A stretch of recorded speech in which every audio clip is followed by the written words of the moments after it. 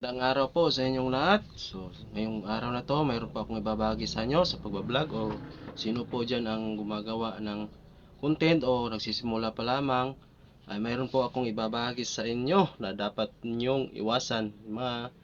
Sa aking nalaman, so mayroon tayong apat na dapat nating iwasan kung gumagawa tayo ng content, lalong-lalo na po sa YouTube channel o kahit anong vlog na ginagawa mo sa Facebook man o sa TikTok man. Sa nagsisimula dyan, so mayroon tayong apat na dapat nating iwasan o ituturo ko po sa inyo na dapat nyong iwasan kasi po pag dito nyo na kayang iwasan ay maaari pong makapikto sa inyong ginagawang content.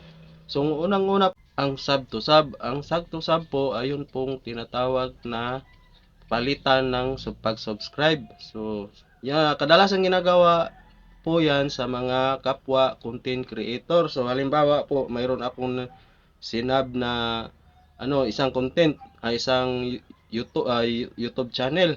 Tapos babalikan kayo o susuklian kayo, parang swap lang kayo na pag-subscribe. So ganun po ang ginagawang ng mga content creator. Tama po na dapat nating iwasan ay yung send link ng mga ginagawa mong video. So ang mangyayari dyan, pag nagsisend ka ng link sa kahit na sinong tao ng mga video mo, madidismaya lang yung manonood madidismaya lang yung tao na sisindan mo ng link ng mga video mo kasi parang pinipirsa mo silang panoorin yung mga video mo para lang makakuha ka ng views. So, wag mong gagawin yon kasi i-reject ka lang kadalas. Pangatlo na dapat nating iwasan na wag mong gagawin ay yung magbabayad ka para ipaboost yung content mo. So, ang mangyayari dyan, pag hindi mo iniwasan o pumatol ka sa mga ganyan, kasi marami na ngayong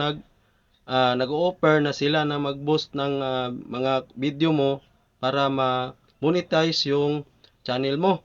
So, ang kadalasan nangyayari, pagkatapos mong babayad, hindi ka na babalikan o i-reject ka nila, puro na lang salita, puro pangako. Kami akong kilala na ganun ang nangyari, na-scam sila. So, nagsayang lang sila ng pera kasi gusto nila ng madalian.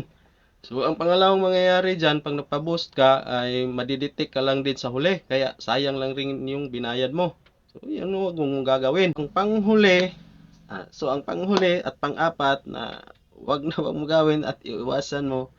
So, kasi ito kadalasan nangyayari pag nagsisimula ka lang. So, kala mo susuporta sa iyo yung ibang tao.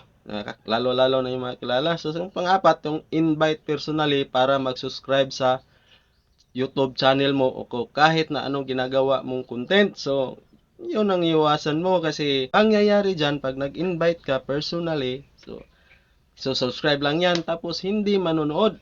So, sa ngayon bibilangin yung pag-subscribe mo sa YouTube o sa YouTube ka man nagsisimula, pero kinabukasan babawiin rin yan, hindi yan bilang kasi hindi legit yung pag-subscribe.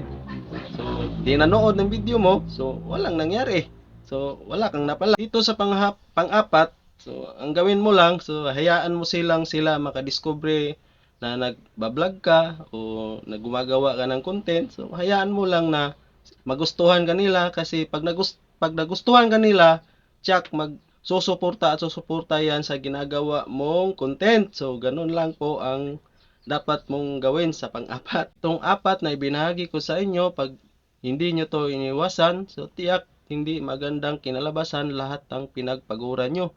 Pero pag iniwasan nyo naman, so ang kinalabasan lahat ng pinagpaguran nyo, so maganda ang maging resulta. Lagi natin kung ano ang ating ipinunla ay siya ring aanihin. So maraming salamat po at hanggang dito lang po ang aking ibabahagi sa inyo. So bye bye, maraming salamat po.